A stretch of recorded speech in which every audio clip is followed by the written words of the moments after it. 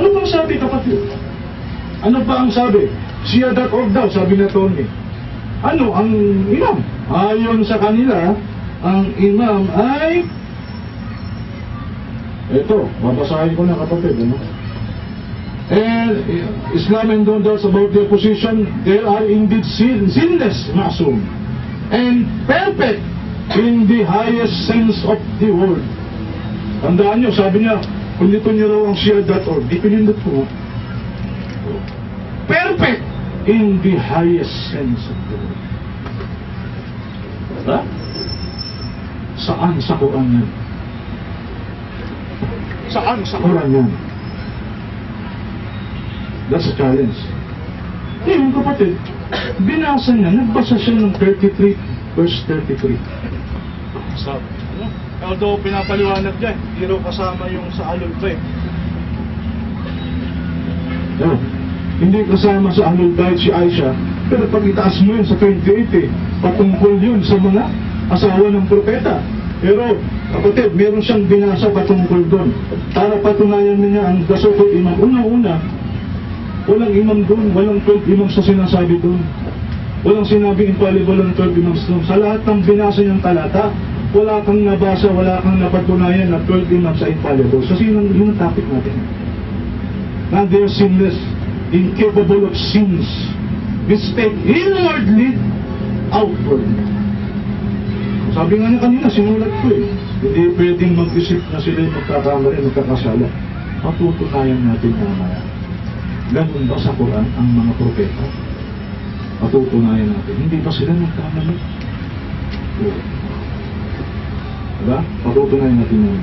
Ngayon, gusto ko muna, baka nakalimutan ko ito. Pinasa niya yung Surah Al-Ahzab, chapter 33, verse 33. Kasi, ito ginagamit ng batay ng mga Shia para patunayan infallible sa Ahlul Bayt. Kasi sabi dito, Allah wishes only to remove outrages from you, O members of the family, and to purify you with a thorough purification. Tagalogin natin kapatid. Basahin mo sa Tagalog. For the benefit of our brothers. 33 verse 32. Doon ba, kapatid, kayo manawa? Doon ba, mababasa ba natin sa 33 verse 33 na ang imam o Ahlul Bayt infallible? Basahin mo kapatid, pakibasa.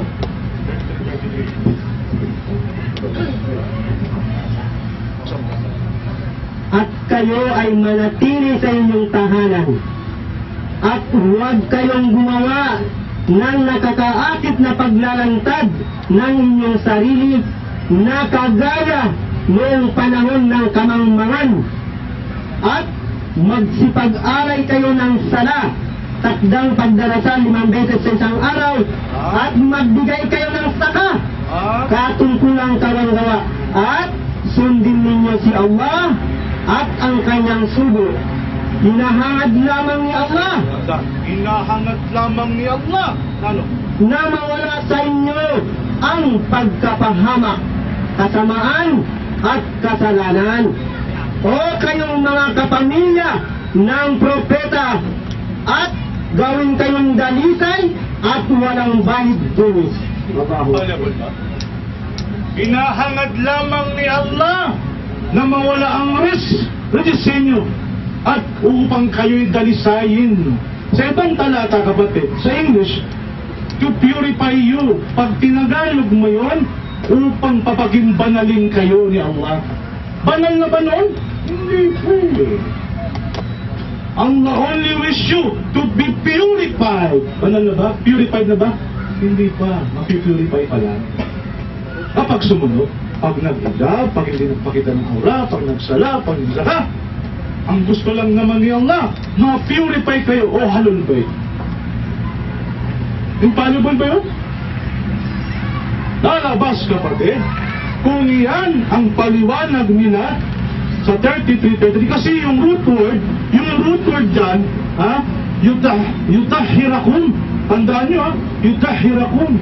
Nang ibig sabihin, He wants you to be cleansed, purified. Pero lalabas kung ang paliwanag nila rito, ang Ahlul Bayt kasama ang mga imam ay infallible.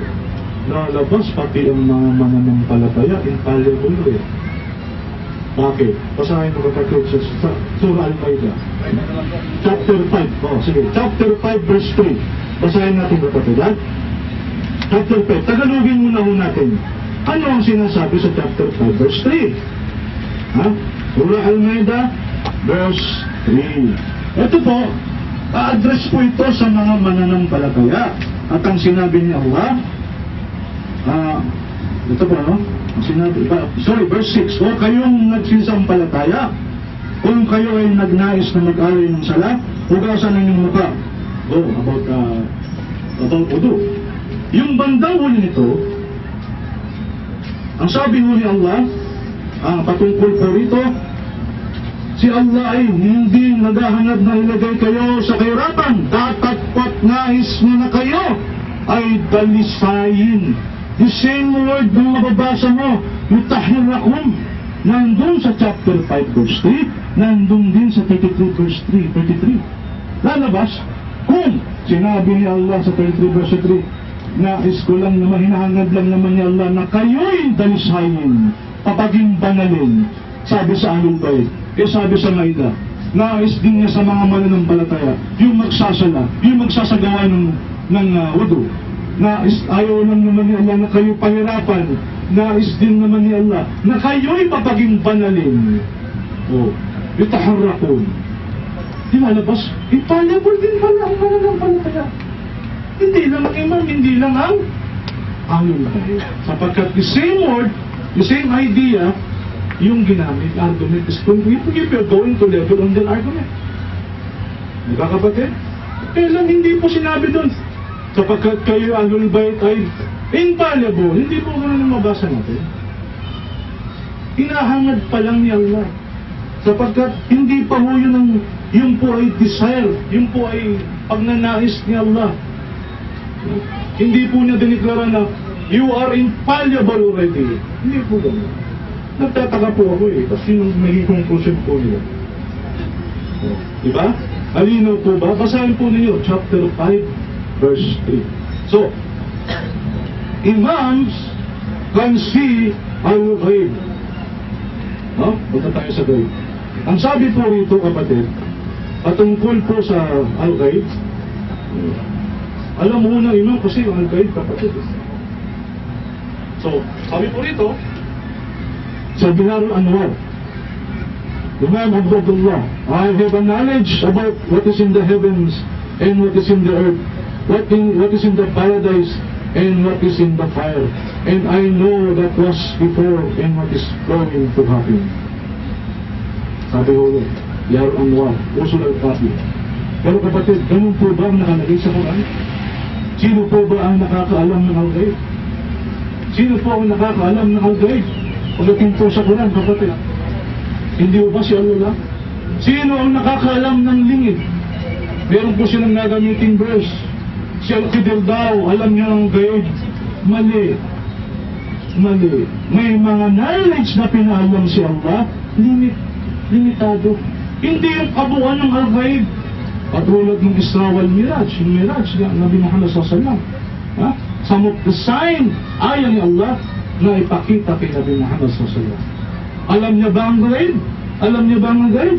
Sabi ni Allah, ipagbadya, walang sino man sa mga kalangitan at kalupaan ang nakatatalastas ng ghaib maliban kay Allah. Ang ghaib, yung mga nakalimit, tulad ng paraiso, mga hindi nakikitang bagay. Pati yung reward mo, ghaib yun eh. Yung gantimpala sa mabuting gawa mo, al-ghaib yun eh. Walang nakababatin yan sa sangkalangitan at sangkalupaan. Sino lang? Si Allah lang. Maliban kay Allah at hindi rin nila mapag-iinwa kung kailan sila ibabangin muli.